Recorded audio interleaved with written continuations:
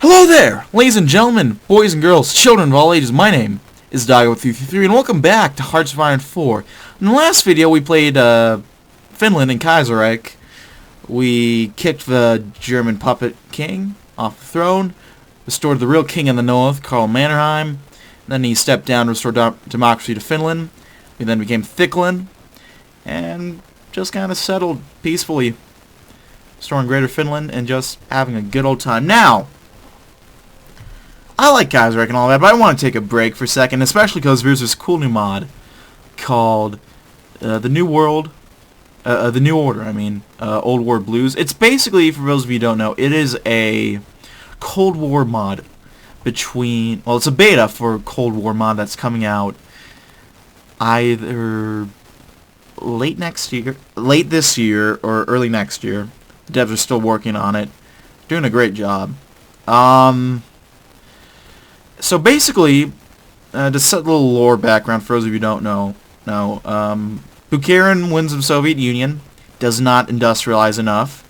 FDR doesn't win in the US of A because he's viewed as too socialist and too similar to the Soviet Union. So both are horribly unprepared for when World War II breaks out. So when old Hitler boy declares war on the Soviets in Poland, the Allies are not very ready. And when the U.S. joins in, it's too little too late. So the Germans win. And shit goes downhill from there.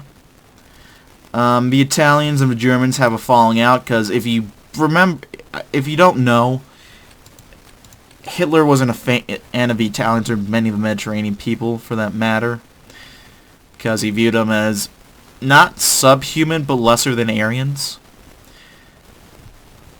And because of that, it was kind of inevitable that the Italian-German alliance, if they somehow won the war, would end up falling apart. So, after the Atlantic Project happened, which, for those of you who don't know, is a real-life proposed scheme to dam off the Mediterranean and make all of this a desert. Now, it didn't happen in our timeline, because one, it's impossible to do, and second, it has horrible repercussions. It's going to turn all this into a giant fucking desert. But Hitler did it anyway, and Italy, as a final fuck you, saved all the Jews and just sent them to Palestine. And so Italy, Iberia, and Turkey are all in their own faction. Well, spoiler alert, it doesn't last long. And Germany is not doing too hot. Also, Japan is pissed off at them. And the U.S. obviously isn't a fan of them. Also, we have Sneaky Dick. Good old Milhouse. So, that's for lore.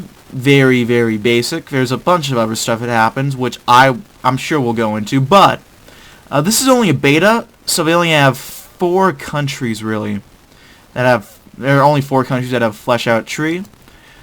We have a Euroleague. We have Magnitogorsk. I apologize for butchering that. We have a Dirkelwanger Brigade. And we have Orenburg. Now, I'm going to be playing as the Euroleague because they seemed pretty interesting to me, hopping in. And we're just going to hop in and just take a look and see what we can do.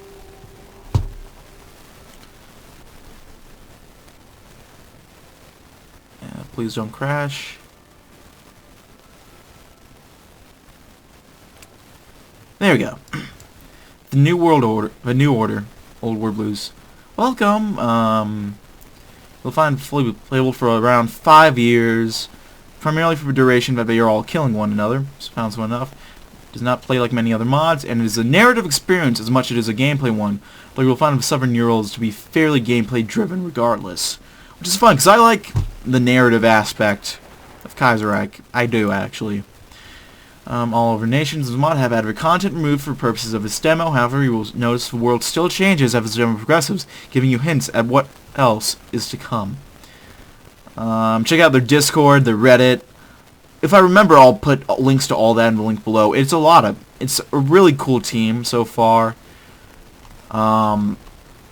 I'm really impressed by it. I think this mod has a great potential.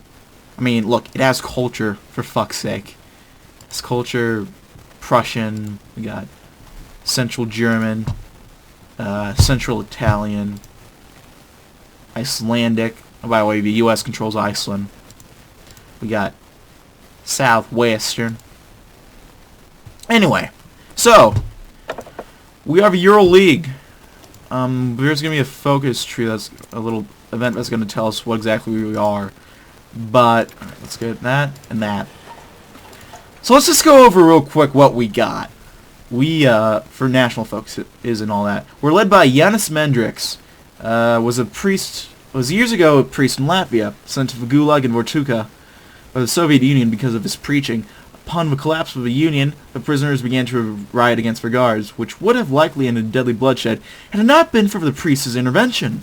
This, in combination with sympathetic guards who united with the captives, would result in the beginnings of a Ural Guard. When the harshness of Vortuka proved to be too much, Mandrix convinced his people that the march southward would be their salvation.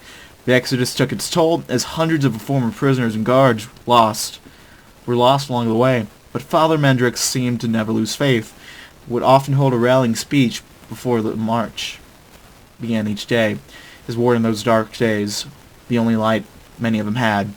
Faith was perhaps what carried all of them in the end, before finally settling in the mountains. In that isolated part of the world, the old priest called upon his abilities that served him in Latvia. Although Catholic and the majority of his followers Orthodox, it seemed to matter little to them, as his words rallied them to hold firm and to try to build a new life. It was this charisma and resolve that since steered the Euroleague.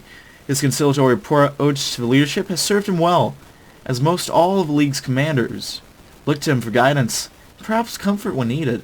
Seldom has his determination failed him, and he has managed to be a man of his word, even when times appeared to be bleakest. Yanis Mendrix is undoubtedly a man of God, in whose dire times he has proved to all to be man of the common soldier too. So, in our timeline, fun fact, he was a priest in Latvia. He was sent to a gulag. Sadly, in our timeline, he ended up dying in the 50s in that same gulag. So it feels bad, but this is not that same timeline, so it is. There's potential that he can do some good in the world, or at least in the Urals. So, starting off, for our national focus, we have the Luftwaffe terror bombings. Ever since the collapse of the Soviet Union, the vile Germans have maintained an indiscriminate aerial bombing campaign over Russia and Central Asia. Luftwaffe bomber pilots use Russian cities and villages for target practice, devastating our industry and causing extraordinary suffering in an attempt to keep Russia from ever rising to threaten Germany. So it's not good. We also have the children of Vortuka. We're survivors, all of us. Whether we became survivors from the bottom of the deepest, darkest cells on a long march south, or in our mission to defend the helpless from those who would do them harm, the citizens of the Euroleague are unwavering and will stand against any who dare terrorize us or those around us. So we lose a recruitable population, but we get a nice amount of other bonuses. Training time is a bit of a up to, but okay. We also have a refugee crisis. Refugees from east and south flooded from the mountains, taking the high passes to either find shelter in the League or find means to escape to the communes of the west. Bodies choke the passes, and the guards struggle to guide as many as they can to their destination. So we get 5% monthly population, which is alright, but we also lose stability and war support. And this is all just bad outright. And we also have, well, we can reunite the southern Urals, get cores in all of this. We got to conquer all this. And we already have this, so we don't have to worry about that. We also have a mechanic where we get new guards, a manpower every couple days, and we can change whether we want more or less. And it's pretty cool mechanic-wise. Very interesting nation. I've played this game a little. I've played these guys once through. I played the Durkelfanger Brigade a little bit as well. Though the events are kind of fucked. I haven't tried these guys yet. I haven't tried these guys yet. But I figured I'd hop into the Euroleague and just show you guys what's up. So I'll start my timer. That was a bit of a lengthy introduction, but let's keep going. And also, we have laws. It's kind of like Victoria 2 in that, but just for the demo, we can't really do anything with them. Thunder and lightning. Those starlit skies, the tiny specks of light in the ocean of darkness. Excuse me. Below are ants ready to be squashed, or even more ominously like dots of light millions of miles above. Meaningless and out of touch. But the German bombers had a very meaningful impact on those below. The poor and isolated Russian farmers and the struggling communities, the war of the dark machines above them symbolized nothing short of a game of chance. Will it be us today? The farm next door. For so many it had become a daily ritual, playing this morbid gambling game, staking their lives again and again. Would be the bombing today or starvation, or maybe a raiding band. Only the march of time would tell. Some did put commodities on it. After all, what did money mean these days? When Germans had first come, many had tried hide, to flee just to survive. Nowadays, the incessant bombing campaigns have become normalized, part of the Russian psyche. If we would ask either of those men in the skies who dropped the same bombs every day on the same people, or the people on the ground who had the same bombs dropped on them every single day, we had very similar answers as to what constituted their daily life, game of life and death. Those that have to choose who to kill, and those who have to endure. Neither party unable by outside influence to stop their brutal, never-ending cycle. In a morbid case of empathy and solidarity, twice now during New Year's Eve, some German bombers had dropped fireworks instead of a normal payload. A beautiful display of color that for a single time during the year stopped the monotony of thunder and lightning. The next day, the internal gamble continued. Life is frail and uncertain. So yeah, life is not exactly good, but honestly, it's probably better than living in the Reich Commission. I can't pronounce that. Or in here, which fun fact. I'll explain the lore of this real quick. Oh, Reich's I'll read this real quick. On the 19th of January 1962, Eberhard Kollner became the first man to ever land on the moon. The space race, while the space race has been a struggle between the Reich, Japan, and the USA, while the Americans had managed to put the first man into space, the Führer was proud to announce that the German landing firmly plans for Reich as a victor in the competition. A grand ceremony was planned in Germania to present Kollner and his fellow astronauts with the Iron Cross. No celebration has been declared across the Reich. With terse congratulations have been sent from America and Japan, President Nixon has vowed that the U.S. would be the first to create a permanent mission on the moon. Japan shortly thereafter announced it would be first to land on Mars. Well, has the space race been won? Probably. So yeah, fun fact. Himmler tried a coup. Hitler? Oh shit. Speaking of Hitler, news from Germany is sporadic at best. Information smuggled out of Germania reports that shortly after celebrations over moon landing settled, military units and several platoons worth of bodyguard units filled the streets and immediately put the city under martial law. Apparently an assassin, which the German claimed belonged to the Japanese Kempentai, attempted to kill the Führer, but was stopped in his attempt by one of Hitler's personal bodyguards. Already reports of various other assassinations have surfaced. In the streets, the various military units nearly came to blows as several units ordered each other to stand down. The chain of command fell suddenly. Suddenly the Reich seems much weaker. Can the Germans maintain their New World Order when they can hardly handle themselves? So I'm going to tell you what happened here real quick. Himmler tried to coup Hitler sometime in the 50s after a whole economic crisis, so in order to just calm him down, Hitler gave him all this area to set up the Ordnungsstaat Burgund and set up the Burgundian system, which, if you can believe it, is somehow a worse version of Nazism, if you can believe that. From what I can tell, it's enslaving children. Even worse ethnic cleansing. Nothing fun. Nothing remotely fun. At all. So yeah, that's Burgundy. Fun fact. So let's take a look at the world real quick. We got the Unity Pact. We have a Triumvirate, which is the Italian Union, Turkey, Italy, and all their puppets. And then we got the Organization of Free Nations. We got the U.S., Canada, Guyana, a couple puppet states,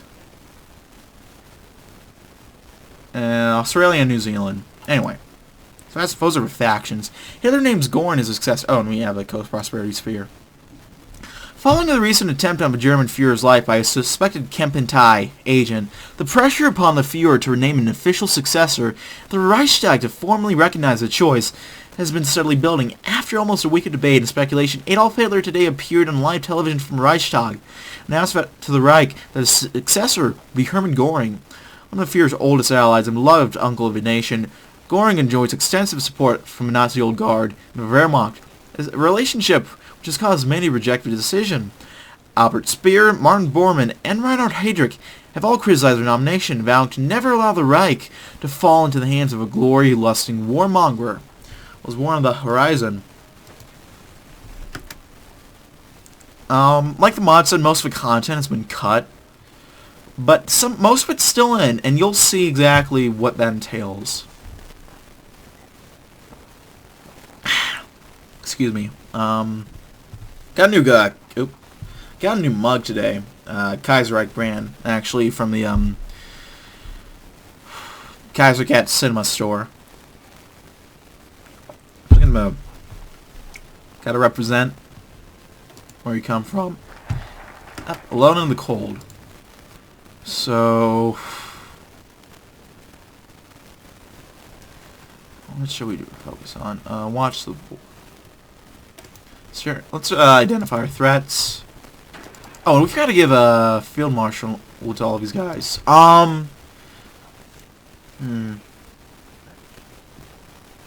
Let's give Alexei Kuchitov. I'm sorry, I'm butchering that. And let's get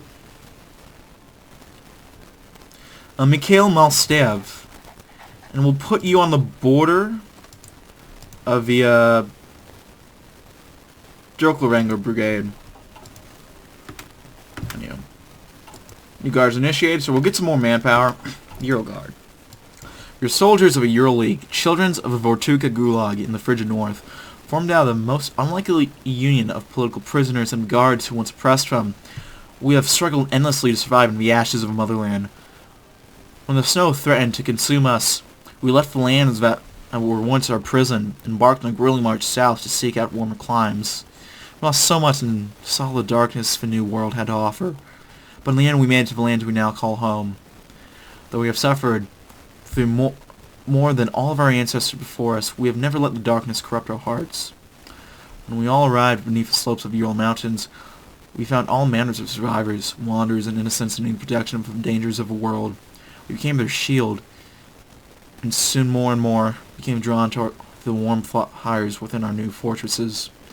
Over the last decade, we have trained tirelessly and without rest, owning ourselves into a force of warriors, pledging to defend those who could not defend themselves.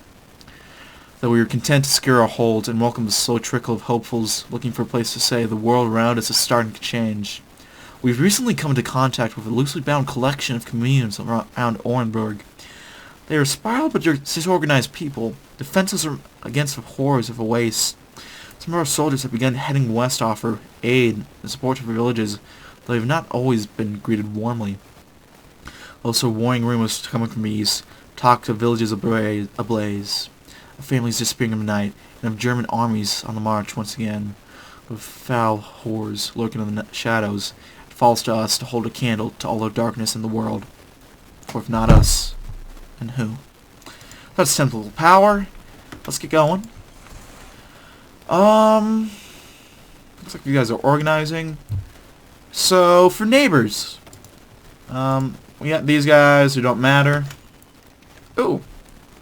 Whenever Janus Mendrick spoke at his communions, the children of Vortu always noted the poetic quality of his voice. Every word painted a holy image so vividly and rhapsodic, his sermons felt as if they were spoken by the High Lord himself. The priest knew from his years studying theology how to convey the human spirit through both the Latvian and Russian language. And on this day he had finally forwarded a book of original poetry titled Redemption, to the printing presses of the Euroleague. Complied from years of sporadic writing on the subject of faith, persistence, and survival, the ancient Slavic traditions of poetry are preserved here through imagery and verse. Excerpt in one particularly relevant passage, as we stand here surrounded by those entrenched in sin.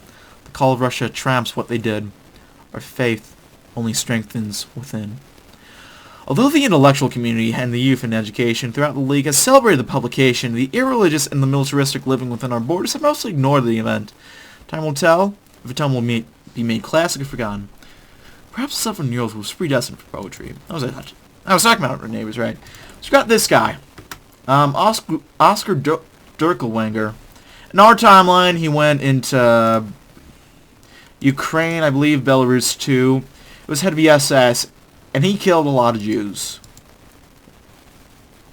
In uncomfortable, like, the Nazis killed a lot of Jews for the camps and all that, but he and his men killed them personally through their own means. He's not a nice guy, to put things kindly. And now, in this timeline, he was kind of abandoned when they did a whole invasion here. And for God knows whatever reason, he survived. And, looks like they're not killing him. Yeah. He's not a nice guy. He's honestly a piece of shit. And he likes to raid.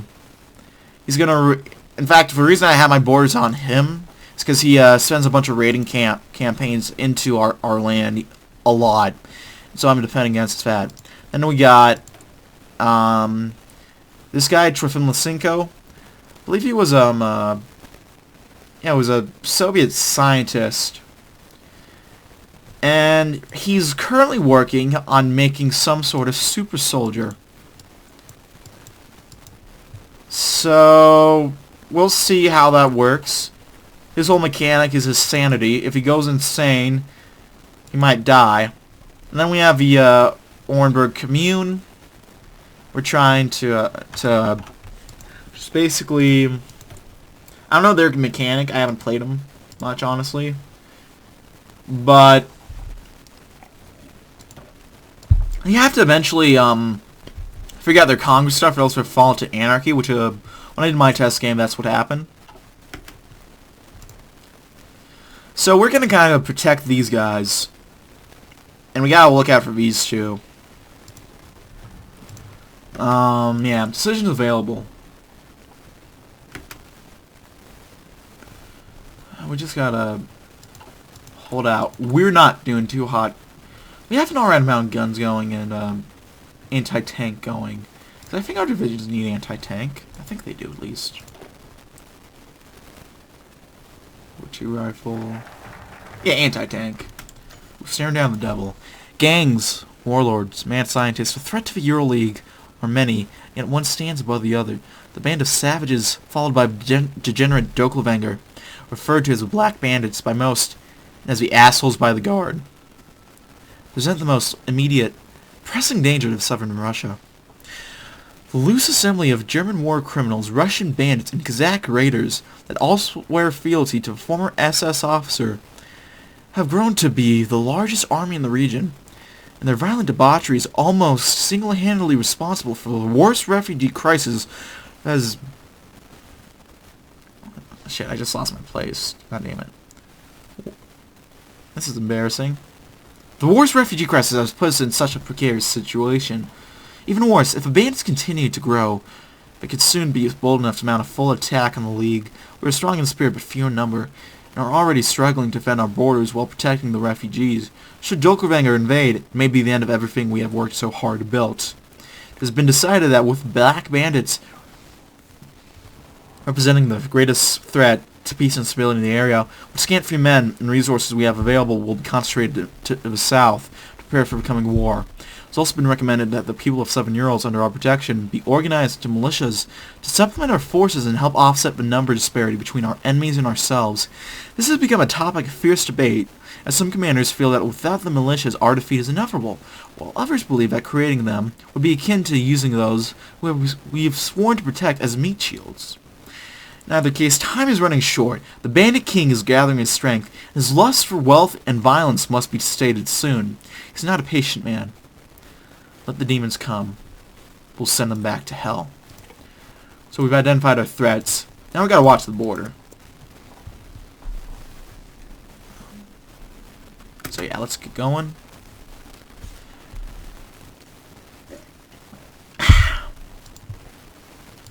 So, our goal for this campaign, we're just gonna play through the mod, just see what's up.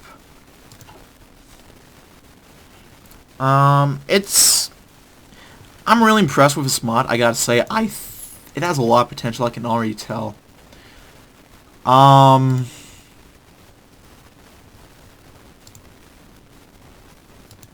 just really impressed. I am.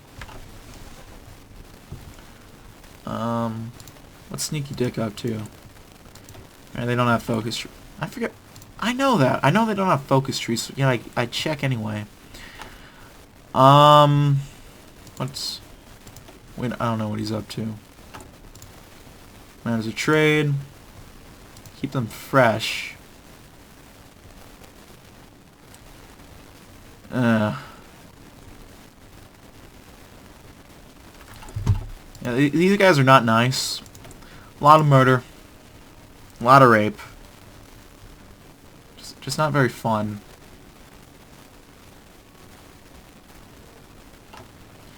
So we gotta get ready to take them out. We can do counter raids on them eventually, but on these guys and on Magnitogorsk, but I'm not gonna do that for a while. Okay, refugees. Oh, we got new research. A little bit of research speed will be nice. Monsters in the Smog. The Euroleague has been welcoming refugees for almost as long as it has existed. It's a founding principle of our alliance. They must shelter those who need it and defend those who are defenseless. In the past months, however, the trickle of those forced from their homes has become a stream. It's quickly developing into a flood. While those arriving from the south speak of an increase in the bandit activity we have been battling against from the year, the refugees from the east bring stories of a new threat, one we've not encountered before. In hushed tones they whisper of entire villages vanishing in the night, the houses and fields abandoned and their former owners lost to the world. Rumors are spreading that the Black Mountain, long abandoned and forgotten, is stirring again, the smog of its factories once more blackening Russia's skies. Some claim to have seen men wearing ghoulish suits and masks moving within the smoky haze, capturing their victims alive before dragging them back to their mountaintop lair.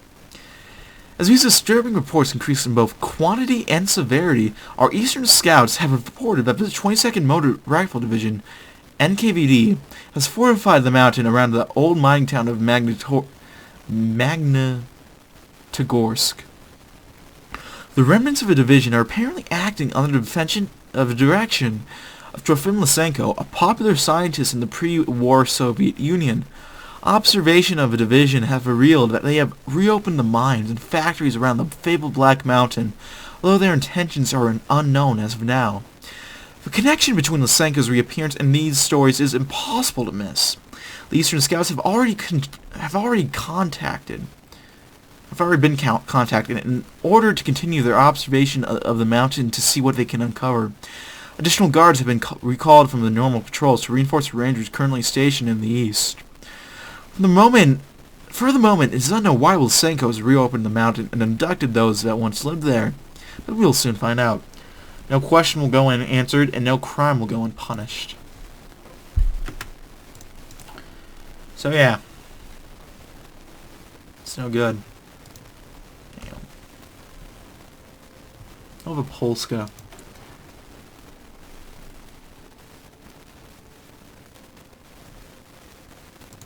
This is, I like all the detail that they put. Yeah, they all have...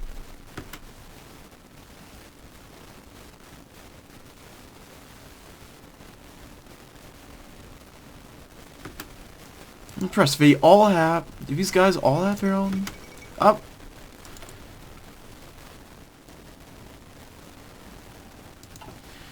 Collapse of a triumvirate. In the wake of a bombing of a triumvirate conference in Malta, it would appear as though whatever chances of a fragile alliance had went down in the flames. The incident proving the final straw for many. Both the Cadillos and the Turkish president have now declared their respective countries' desire to leave the alliance, with two of the alliance's three major powers leaving. It's safe to say that the days of the triumvirate are over.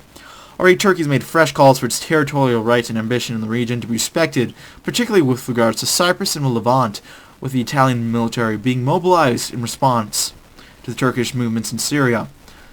On their part, the Iberians have expressed little desire to keep up significant relations with former allies, Iberia, instead looking inwards on their own problems. Well, it was only a matter of time, really.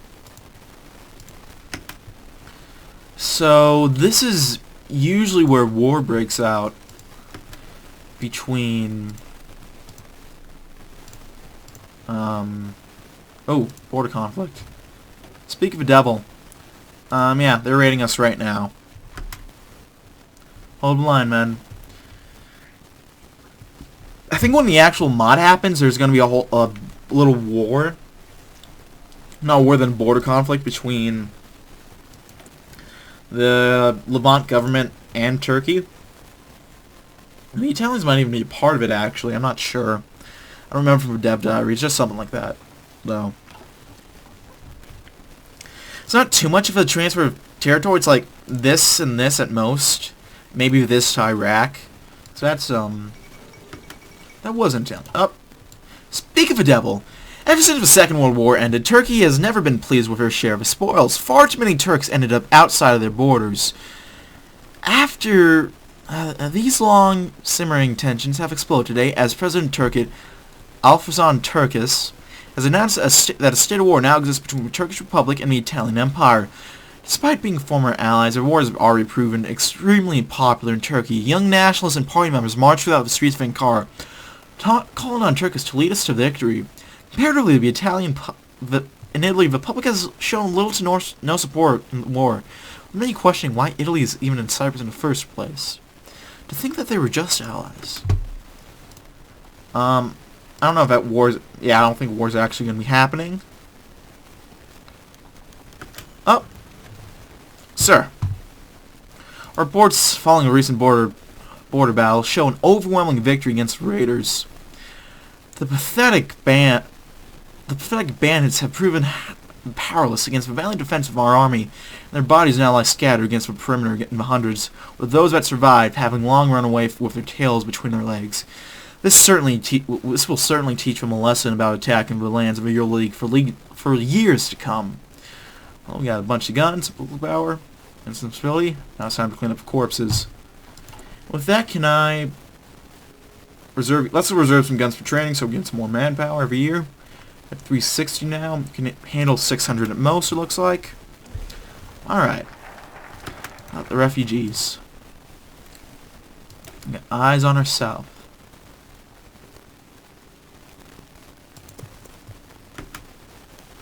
Refugee crisis.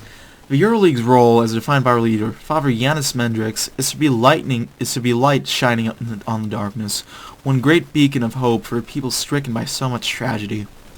The most significant way we have been performing this role is in the special care we are given the numerous refugees coming into our lands.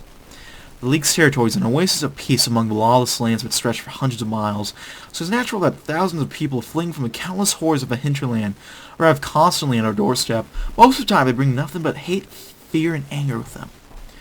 This increasing number of displaced men and women arriving daily is causing a strain on our already slim rations. On a different frontline detachment, supplies are on such a low level that the guards are sharing their food, latrines, and even blankets with hopeless refugees to protect them from cold death in the hinterlands. The scale of a refugee wave will soon cause a crisis in the League's territory. Commanders are coming up with plans to deal with this issue.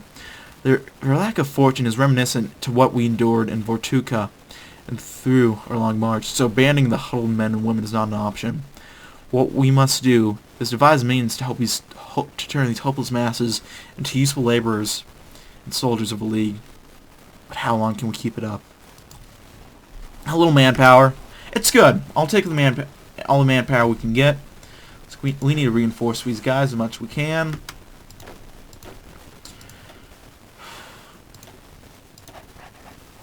Go there, Alexi. March back up. One thing that annoys the shit out of me when they do the raids is that it splits these guys into 6 and 2. But what are you gonna do about it, I guess?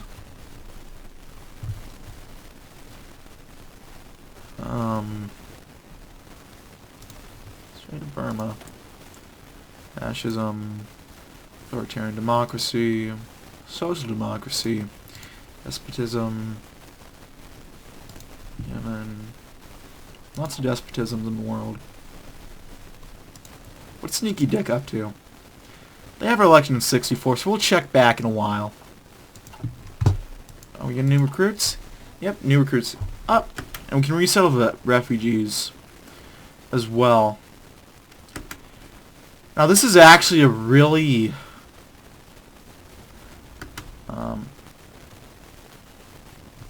I'll get into this once we get 150 political power.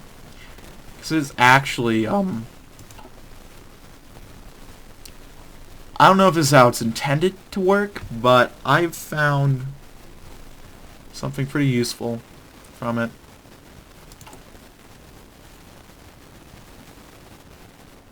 So yeah, we'll get into it in a bit. Eyes on the south.